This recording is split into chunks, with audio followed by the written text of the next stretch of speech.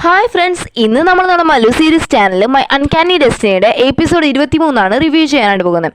ഇന്നത്തെ എപ്പിസോഡിൻ്റെ സ്റ്റാർട്ടിംഗ് സീനിൽ തന്നെ വന്നിട്ട് നമ്മുടെ ഹീറോ വന്ന് കയറി ചെല്ലുന്ന സമയത്തും നമ്മുടെ ഹീറോയിൻ്റെ മറ്റേ മൂത്ത ചേട്ടനും രണ്ടാമത്തെ ചേട്ടനും ഡ്യൂപ്ലിക്കേറ്റ് അച്ഛനും കൂടിയിട്ട് ആ വാതിലങ്ങ് അടയ്ക്കുക കേട്ടോ. മാത്രമല്ല നമ്മുടെ മൂത്ത ചേട്ടൻ വന്നിട്ട് ഇവൻ്റെ കഴുത്തി കയറിയിട്ടിട്ട് നമ്മുടെ ഹീറോയെ അങ്ങ് കൊല്ലുവാണ്. ഇത് കണ്ടിട്ട് നമ്മുടെ ഹീറോയിനാണെങ്കിൽ ഞെട്ടി എണീക്കുക. അപ്പോൾ പിന്നെ നമ്മുടെ ഹീറോയ്ക്ക് കുഴപ്പമൊന്നുമില്ല, ഹീറോ അങ്ങനെ തന്നെ ഇരിപ്പുണ്ട്. മാത്രമല്ല ഇവിടെ എണീക്കുന്നതിന് മുമ്പ് തന്നെ ഹീറോ വന്നിട്ട് അവൾക്ക് വേണ്ടി അവൻ്റെ കൈകൊണ്ട് തന്നെ ഫുഡെല്ലാം ഉണ്ടാക്കി റെഡിയാക്കി വെച്ചേക്കുവാണ്. അപ്പോൾ നമ്മുടെ ഹീറോയിനെ കൊണ്ടുവന്ന് ഇരുത്തിയിട്ട് ഇവനാണ് എല്ലാം എടുത്ത് കൊടുക്കുന്നത് കേട്ടോ. അപ്പോൾ ഇത് കഴിച്ചു നോക്കിയിട്ട് പറയാണ്, ഇത് വന്ന് കഴിക്കാൻ എങ്ങനെയാന്ന് പറഞ്ഞിട്ടിരിക്കുന്ന സമയത്ത് ഇവനങ്ങ് ടെൻഷൻ അതേമോ ഇനി ഉണ്ടാക്കിയത് കൊള്ളത്തില്ലെന്ന്. അപ്പോൾ അവൾ പറയുകയാണെങ്കിൽ നല്ല സൂപ്പറായിരുന്നു പറഞ്ഞിട്ട് അവൾ പറയുകയാണെങ്കിൽ നെക്സ്റ്റും കൂടി താന്ന് പറഞ്ഞിട്ട് വാങ്ങിച്ച് കഴിച്ചുകൊണ്ടിരിക്കാം. അപ്പോൾ ഇവരെന്നെ കഴിച്ചിട്ട് അങ്ങോട്ടും ഇങ്ങോട്ടും സംസാരിച്ചുകൊണ്ടിരിക്കുക, പഴയ കാര്യങ്ങളും ഇവരുടെ ഹാപ്പി മൂമെൻറ്റ്സ് എല്ലാം സംസാരിച്ചുകൊണ്ടിരിക്കുന്ന സമയത്തും നമ്മുടെ ഹീറോയിൻ്റെ പപ്പ അങ്ങോട്ട് വരും കേട്ടോ, ഡ്യൂപ്ലിക്കേറ്റ് പപ്പ. ഡ്യൂപ്ലിക്കേറ്റ് പപ്പ വന്നിട്ട് പറയുകയാണ്, താണ്ടി നമ്മുടെ ഹീറോയിൻ്റെ പെങ്ങൾ വന്ന് ഹീറോയെ ഒന്ന് അന്വേഷിക്കുന്നുണ്ട്, ഒന്ന് വരാമോ എന്ന് പറഞ്ഞിട്ട് വിളിച്ചുകൊണ്ട് പോകുക കേട്ടോ. അപ്പോൾ ഹീറോയ്ക്ക് മനസ്സിലായി ഇവർ വന്ന് തന്നെ കൊല്ലാൻ കൊണ്ടുപോകാമെന്ന് മനസ്സിലായിട്ട് ഹീറോ പോകുന്ന സമയത്ത് ലാസ്റ്റ് ടൈമായിട്ട് നമ്മുടെ ഹീറോയിനെ തിരിഞ്ഞ് സ്നേഹത്തോടെ നോക്കിയിട്ട് അവൻ അങ്ങോട്ട് പോകുന്നത്. ഇവിടെ ഹീറോയിൻ്റെ ഡ്യൂപ്ലിക്കേറ്റ് അപ്പോൾ വന്നിട്ട് നമ്മൾ ഹീറോയിനെ കൊണ്ടുവരുന്നത് ഞാൻ കാണുന്നുണ്ട്. എന്നിട്ട് അകത്ത് കയറിയതിന് ശേഷം അവളെങ്ങനെയാണ് സ്വപ്നത്തെ കണ്ടത് അതേപോലെ തന്നെ മൂത്ത ചേട്ടനും അവർ രണ്ടാമത്തെ ചേട്ടനും കൂടി വാതിൽ ലോക്ക് ചെയ്തിട്ട് ഇവനങ്ങ് കൊല്ലാനായിട്ട് കത്തിയോട് നിൽക്കുക. അപ്പോൾ നമ്മുടെ ഹീറോ പറയണം, ഇതെല്ലാം ഞാൻ മുമ്പേ പ്രതീക്ഷിച്ചതാണ്, നമ്മുടെ ഹീറോയിന് വേണ്ടിയല്ലേ, അവൾക്ക് വേണ്ടി ഞാൻ എൻ്റെ ജീവൻ വരെ തിരിക്കാൻ ഞാൻ തയ്യാറാണ്, അവിടെ നിങ്ങളെന്നെ കൊന്നതുകൊണ്ട് നിൽക്കുക കേട്ടോ. ഇതേ സമയത്ത് വന്നിട്ട് നമ്മൾ ഹീറോയിൻ്റെ പെങ്ങൾക്ക് ഓൾറെഡി അറിയാവുന്നതുകൊണ്ട് ഹീറോയിൻ്റെ പെങ്ങൾ ഇത് വന്നിട്ട് ഈ കാര്യം വന്ന് ഹീറോയിൻ്റെ അടുത്ത് പറയാം. അപ്പോൾ ഹീറോയിനാണെങ്കിൽ ടെൻഷൻ, കാരണം ഇപ്പോഴല്ലേ വിളിച്ചുകൊണ്ട് പോയാൽ. എന്നിട്ട് നമ്മുടെ ഹീറോയിൻ്റെ പെങ്ങളും നമ്മുടെ ഹീറോയിനും കൂടി അവിടെ നിന്ന് ഓടി വരുവാണ്. ഓടി വന്നിട്ട് ഇവർ വാല് തുറന്ന് നോക്കുമ്പോൾ എന്താ ബ്ലഡ് കിടക്കുന്നു, കത്തിയും കിടക്കുന്നു. അപ്പം നമ്മുടെ ഹീറോയിന് കണ്ണങ്ങെന്ന് അറിയുക, കാരണം ഇനി നമ്മുടെ ഹീറോയ്ക്ക് എന്തെങ്കിലും പറ്റിയിട്ടുണ്ടെങ്കിലും. ആ സമയത്ത് ഇവർ വന്ന് നോക്കുമ്പോൾ വേറെ ഒന്നുമല്ല, നമ്മുടെ ഹീറോയിൻ്റെ മൂത്ത ചേട്ടനില്ലേ ആളുടെ കയ്യിൽ നിന്നാണ് ബ്ലഡ് വീണുകൊണ്ടിരിക്കുന്നത്. എന്നിട്ട് നോക്കുന്ന സമയത്ത് അവിടെ വന്നിട്ട് ടാങ്ങും യാങ്ങും കൂടി വന്നിട്ടാണ് നമ്മുടെ ഹീറോയിനെ രക്ഷിച്ചിട്ടുള്ളത്. അപ്പോൾ പിന്നെ നമ്മുടെ ഹീറോയിന് മനസ്സിലായി ഇനി ഇങ്ങോട്ട് ഞാൻ മുന്നോട്ട് പോയാൽ ശരിയാവത്തില്ല, എൻ്റെ ലവറിൻ്റെ ജീവൻ ഇത്രയും അപകടത്തിലാണ്, അതുകൊണ്ട് എനിക്ക് എൻ്റെ ഹീറോ ആണ് വലുത്.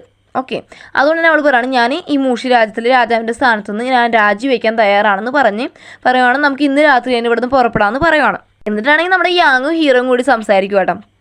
യാങ് പറയുകയാണ്, എനിക്ക് ഈ കാര്യം മുൻകൂട്ടി അറിഞ്ഞിരുന്നെങ്കിൽ നീ ഇതിന് നിന്ന് കൊടുത്തതെന്ന് ചോദിക്കുന്ന സമയത്ത് ഹീറോ പറയണേ, എനിക്ക് ഉറപ്പായിട്ടും അറിയായിരുന്നു എന്നെ ടാൻ വന്നിട്ട് രക്ഷിക്കുന്നത് എനിക്കറിയായിരുന്നു, അവിടെ കുഴപ്പമില്ലെന്ന് പറയുന്ന സമയത്ത് എന്ത് ചോദിക്കുകയാണ് യാങ്ങിൻ്റെ അടുത്ത്, അല്ല നീ എന്നെ രക്ഷിക്കുന്നത് ഞാൻ ഒരിക്കലും പ്രതീക്ഷിച്ചില്ല, നീയല്ലേ കണ്ടത് എന്നെ കൊണ്ടുവന്നത്, അതെനിക്ക് വല്ലാത്തൊരു സർപ്രൈസ് ആയെന്ന് പറയുന്ന സമയത്ത് യാങ് പറയും, ഞാൻ നിനക്ക് വേണ്ടിയൊന്നുമല്ല നിന്നെ രക്ഷിച്ചത്, ഞാൻ അവളെ സ്നേഹിച്ചത് സത്യമായിട്ടാണ്, അവളുടെ മനസ്സോടെയെന്ന് കണ്ടുകൊണ്ടിരിക്കാൻ എനിക്ക് പറ്റത്തില്ല, അതുകൊണ്ട് മാത്രമാണെന്ന് പറഞ്ഞിട്ട് ഇവരിങ്ങനെ സംസാരിച്ചുകൊണ്ടിരിക്കുവാണ്. അപ്പോൾ ഇവരിങ്ങനെ നാട് വിട്ട് പോകാമെന്നും അതുപോലെ തന്നെ നമ്മുടെ ഹീറോയിൻ വന്ന് രാജിവെക്കാന്നുള്ള കാര്യമെല്ലാം നമ്മുടെ യുന്നിന് അറിയാമല്ലോ. അപ്പോൾ യുൻ രാജകുമാരി നമ്മുടെ മറ്റേ വേലക്കാരിയെ കാണുന്ന സമയത്ത് ഈ കാര്യം പറയാം കേട്ടോ. അപ്പോൾ ഈ വേലക്കാരി എടുത്തുകൊണ്ട് ആരെടുത്ത് പറയും, നമ്മൾ ലിൻ രാജകുമാരി അടുത്ത് പറയും. ഇവിടെ അടുത്ത് വന്ന് പറയുന്ന സമയത്ത് ലിൻ രാജകുമാരിക്ക് ആദ്യം ഇച്ചിരി ടെൻഷൻ ആവുന്നുണ്ട്. പക്ഷേ ലിൻ രാജകുമാരി പറയണം, എന്തായി മീൻസ് ആ ജനറലിന് വിട്ടയക്കേണ്ട കാര്യങ്ങൾ എന്തായും ചോദിക്കുന്ന സമയത്ത് പറയണം, ഇന്ന് തന്നെ വിട്ടയക്കും, കാര്യങ്ങളെല്ലാം ശരിയാവുമെന്ന് പറയുന്ന സമയത്ത് എടുത്ത് ലിൻ രാജകുമാരി പറയണം, ഇനിയാണ് നമ്മുടെ കഥ ഇച്ചിരി കൂടി ഇൻട്രസ്റ്റ് ആവാൻ പോകുന്നതെന്ന് പറയണം. ഇതേ സമയം കാണിക്കുവാണ് കുറച്ച് മന്ത്രിമാരെല്ലാം ചെന്നിട്ട് നമ്മുടെ ജനറലെല്ലാം അവിടെ നിന്ന് റിലീസ് ചെയ്യുവാണ്. എന്നിട്ട് പറയുകയാണ്, ഞങ്ങൾ ഇത്രയും കാലം നമുക്ക് തമ്മിലൊരു മിസ്അണ്ടർസ്റ്റാൻഡിങ് ഉണ്ട്, അതൊന്നുകൂടി നമ്മൾ രണ്ടുപേരും മൂഷി രാജാവല്ല, അതുകൊണ്ട് അതെല്ലാം വിട്, മാത്രമല്ല നമ്മൾ ഇങ്ങനെ ഹീറോയിൻ രാജിവെക്കാൻ പോകാമെന്നും ഇവർ ഇന്ന് രാത്രി തന്നെ നാട് വിട്ടു പോകാമെന്നുള്ള കാര്യമെല്ലാം വന്നിട്ട് ജനറലടിക്കുക. അപ്പോൾ ജനറൽ ഉടനെ തന്നെ ഒരു ഉത്തരവ് പുറപ്പെടുവിക്കുകയാണ്, വേറെ ഒന്നുമില്ല, മൂഷി രാജ്യത്തിലെ എല്ലാ ഗേറ്റുകളും അടയ്ക്കണം, ഇവിടുന്ന് ആരും പുറത്ത് പോകരുതെന്ന് പറഞ്ഞിട്ട് ഒരു ഉത്തരവ് പുറപ്പെടുവിക്കാം. ഇതറിഞ്ഞുകൊണ്ട് നമ്മുടെ ഹീറോയിൻ്റെ മറ്റേ വയസ്സായിട്ടുള്ള ഒരു അസിസ്റ്റൻ്റ് ഇല്ലേ, അയാൾ ഓടി വന്നിട്ട് ഈ കാര്യം വന്ന് രണ്ടാമത്തെ ചേട്ടനെടുത്ത് പറയാം കേട്ടോ. ഇത് വന്ന് ഹീറോയിനും ഹീറോയ്ക്കും അറിയുവാണ്. അപ്പോൾ ഹീറോയിൻ അടുത്ത് കൊണ്ട് പറയുകയാണ്, ഒരു കാര്യം ചെയ്യാൻ അരന്മനെ വിളിച്ചു കൂട്ടി ഇന്ന് തന്നെ രാജി നമുക്ക് അറിയിച്ചിട്ട് ഇവിടുന്ന് പോകാമെന്ന് പറഞ്ഞിട്ട് ഇവർ അരന്മനെ പോകണം. ഇനി ഇവിടെ ആകെ മൊത്തത്തിൽ പ്രശ്നമാണ്, യാങ് വന്നിട്ട് നമ്മുടെ ലിൻ രാജകുമാരി കാണാൻ വരുന്ന സമയത്ത് അവളാണെങ്കിൽ നല്ല വൃത്തിയായിട്ട് അണിഞ്ഞൊരുങ്ങി നിൽക്കുന്നു. അപ്പോൾ യാങ് ഷോക്കായിട്ട് നോക്കുക കേട്ടോ. അപ്പോൾ എന്ത് പറയണം, നമുക്ക് പോകാമെന്ന് പറയുന്ന സമയത്ത് ലിൻ രാജകുമാരി പറഞ്ഞു, എവിടേക്ക് പോകേണ്ട കാര്യം നീ പറയുന്നേ, ഇത്രയും ഷോ കളിച്ചിട്ട് ഇനി ആ ഷോ കാണാതെ പോകുന്നത് ശരിയല്ലല്ലോ എന്ന് പറഞ്ഞിട്ട് അവർ രണ്ടുപേരും തല്ലിപ്പിരിയുന്നത് എനിക്ക് കാണുമെന്ന് പറഞ്ഞ സമയത്ത് യാങ്ങിനങ്ങ് ടെൻഷനായി. യാങ് പറഞ്ഞു, നിൻ്റെ അടുത്തൊന്നും പറഞ്ഞിട്ട് ഒരു കാര്യമില്ലെന്ന് പറഞ്ഞിട്ട് പോകാൻ നിൽക്കുന്ന സമയത്ത് ആ വേലക്കാരി ഇവൻ്റെ തലക്കടിച്ച് നമ്മൾ യാങ്ങിനെ തറയിടുവാണ്. അരണ്മേൻ ചെന്നിട്ട് ഇവളാണെങ്കിൽ എല്ലാം എഴുതി തയ്യാറായിട്ട് ഇതെല്ലാം വായിക്കും. വായിച്ചിട്ട് അവസാനം അവൾ പറയണം, നിങ്ങൾക്കൊക്കെ ആണും പെണ്ണും നമ്മൾ വ്യത്യാസം മാത്രമേ നിങ്ങൾക്ക് അറിയത്തുള്ളൂ, അല്ലാതെ കഴിവുള്ളതാരാ കഴിവില്ലാത്ത ആരാന്നൊന്നും കണ്ടുപിടിച്ചൊരു രാജാവിനെ കിട്ടേണ്ട യോഗ്യതയൊന്നും നിങ്ങൾക്ക് ഇല്ലെന്നൊക്കെ പറഞ്ഞിട്ട് ലാസ്റ്റ് അവൾക്ക് ദേഷ്യം വന്ന് അവൾ ഈ എഴുതി വെച്ച രാജിപത്രമില്ലേ ആ എടുത്തിട്ട് മന്ത്രിമാരെ നേരെ അങ്ങ് വലിച്ചെറിഞ്ഞ് കൊടുത്തിട്ട് പറയണം, നിങ്ങൾക്ക് ആരെ വേണമെങ്കിലും രാജാവാക്കിക്കോ, അത് ഇനി എൻ്റെ പ്രശ്നമല്ലെന്ന് പറഞ്ഞിട്ട് നമ്മുടെ ഹീറോയിൻ അവിടെ നിൽക്കാം. അപ്പോൾ ഇനി അടുത്ത പ്രശ്നം എടുത്തിടുകയാണ്. സംഭവം എന്ന് വെച്ച് കഴിഞ്ഞാൽ നമ്മുടെ ഹീറോയിൻ സ്നേഹിക്കുന്ന ഹീറോ വന്നിട്ട് അടുത്ത രാജ്യത്തിലെ രാജാവല്ലേ, എന്ന് വെച്ചാൽ ഇവരുടെ ശത്രു രാജ്യമല്ലേ അത്. അപ്പോൾ അവർ പറയണം, ഒരു കാര്യം കൂടി ചെയ്യണം, നിനക്ക് ജീവൻ ഭിക്ഷ വേണമെങ്കിൽ നീ എന്ത് ചെയ്യണം, നിന്നെ കൊല്ലാൻ ഞങ്ങൾക്ക് താല്പര്യമില്ല, നീ ഞങ്ങളുടെ കൺമുന്നിലാണ് കളിച്ച് വളർന്നത്, അതുകൊണ്ട് നിന്നെ കൊല്ലാൻ ഞങ്ങൾക്ക് താല്പര്യമില്ല, നീ ആ ഷ്വാനി രാജ്യത്തിലെ രാജാവിനെ ഞങ്ങൾക്ക് സമർപ്പിക്കും, നിന്നെ ഞങ്ങൾ വെറുതെ വിടാൻ പറയുന്ന സമയത്ത് നമ്മുടെ ഹീറോയിൻ തയ്യാറാവാതെ പറയണം, ഓക്കെ ഞാൻ അവന് തരത്തില്ല, നിങ്ങൾക്ക് ആർക്കെങ്കിലും എന്നെ കൊല്ലാനുള്ള ധൈര്യം ഉണ്ടെങ്കിൽ വരാൻ പറയുന്ന സമയത്ത് കറക്റ്റ് അങ്ങോട്ട് ജനറൽ കയറി എന്നിട്ട് പറയണം, ഇവർക്കാർക്കും ധൈര്യം കാണത്തില്ല പക്ഷേ എനിക്കുണ്ടെന്നും പറഞ്ഞിട്ട് അവൻ കയറി വരുവാണ്.